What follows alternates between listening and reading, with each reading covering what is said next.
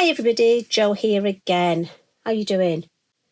Now, today I'm going to be creating this lovely little design. And today for the stamping, I'm just going to use the Nocturne.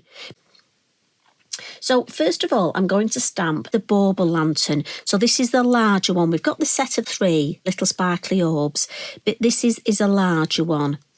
And I want to make it look as though it's in something. Now, it could be snow, it could be grass if you did this green, it could be sand. I'm leaving that to the imagination, but so I don't want to stamp the whole of the bauble.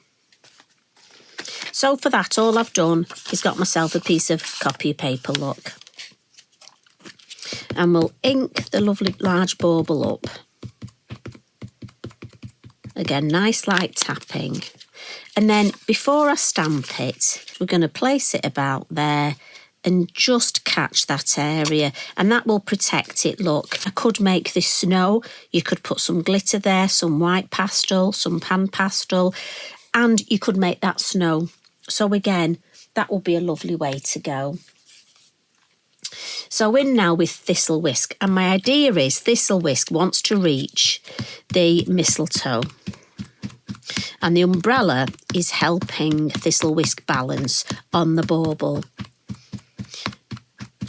As soon as I saw Thistlewhisk with the umbrella, I was like, oh, that looks like tightrope walking to me.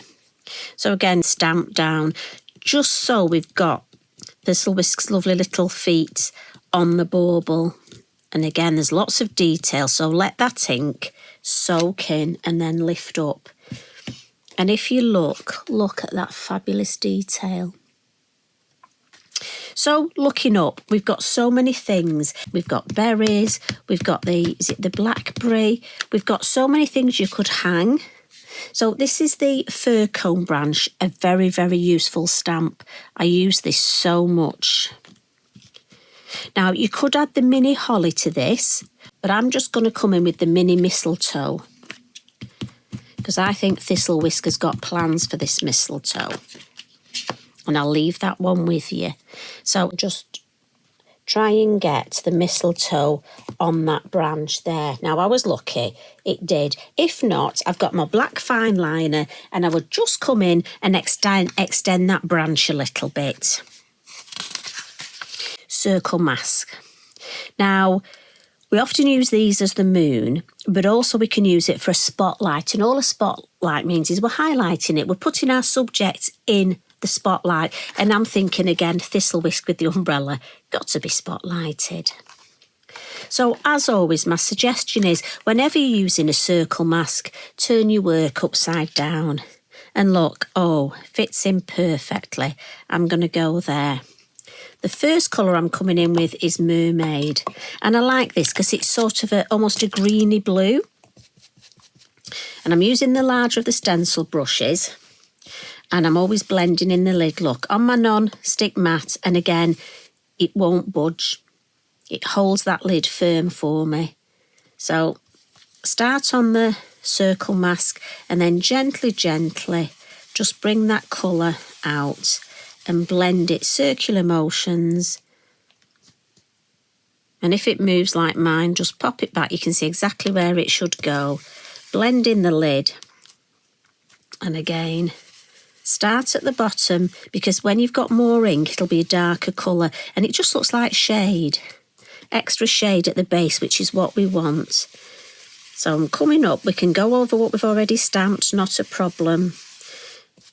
And we want that lovely bright blue all the way around. So we can take that off now. If I turn it round, that's what we've got.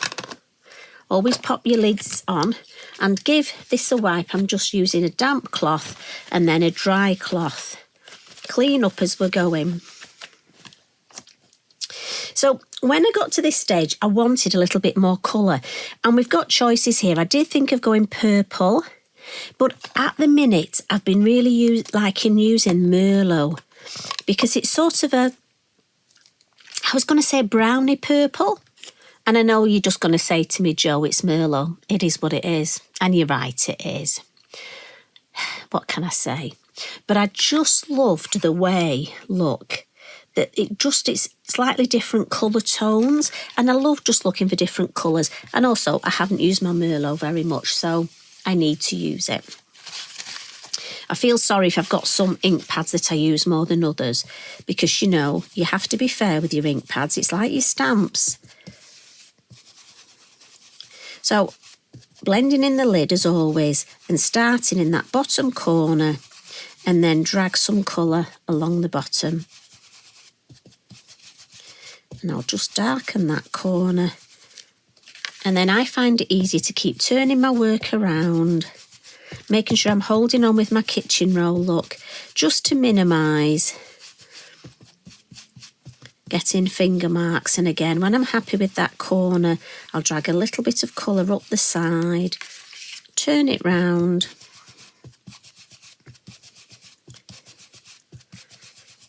And again, I'm happy with that, so just check a little bit down there, turn it round. You know the routine.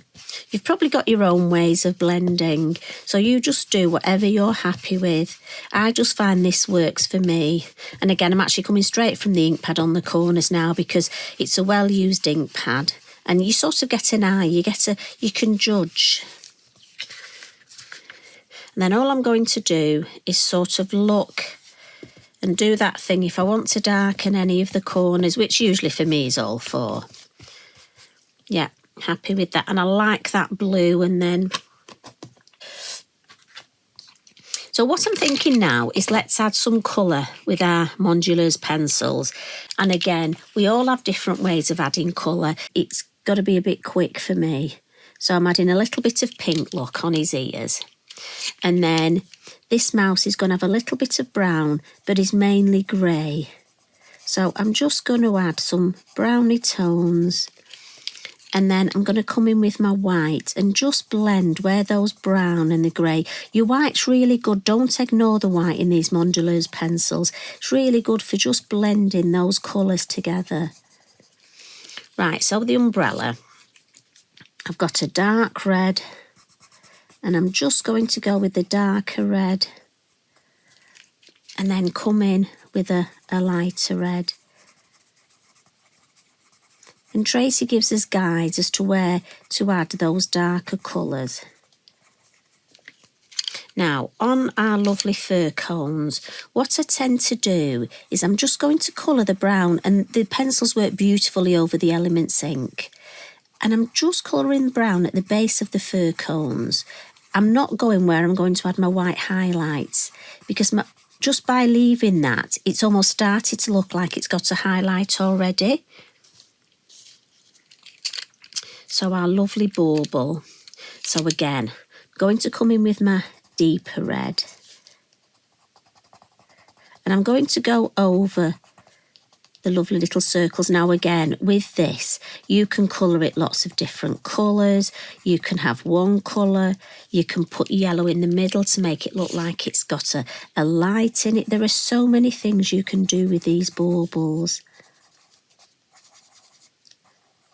I'm just going to leave myself a highlight there, and I find it easier if I almost outline the highlight first.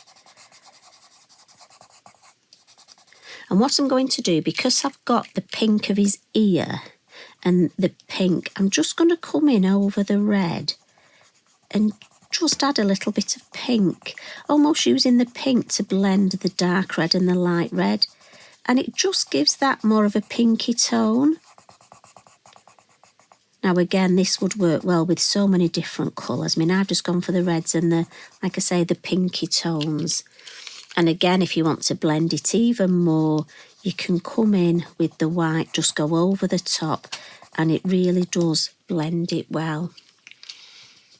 So I'm happy with that with my pencils. And what I'm going to do now is I've got a couple of the Signo. So I've got the white. So again, a couple of you've asked what we use for white highlights, and it's the Signo Uniball, really good for white highlights. And they also do different, they do metallic ones. So I've got the bronze. I just add one to my basket every time I shop, and I think now I've got the bronze, the gold and the silver. But also I've got this jelly roll pen. Now I think it's iridescent, but just check them out. There's lots of different ones. And I'm just using this to come over where we've got almost like the sparkly bits. Have a look what you've got. But also check the website out. There are so many lovely pens and pencils on there. Now what I'm going to do with this is just add, you know, on the umbrella where you have those little, or like the metal bits. And then also on the handle here. But I think that works nicely with the metal work round here. And again, just take your time. You don't have to do like I've done. And then when it comes to the white, again, a few of you said sometimes the white pens don't work. And I've got to be honest, I tend to just try them out on the back. And it tends to help. So I'm going to put white highlights, look, on my mistletoe. And then also on the fir cones, just at the top where I didn't add the colour.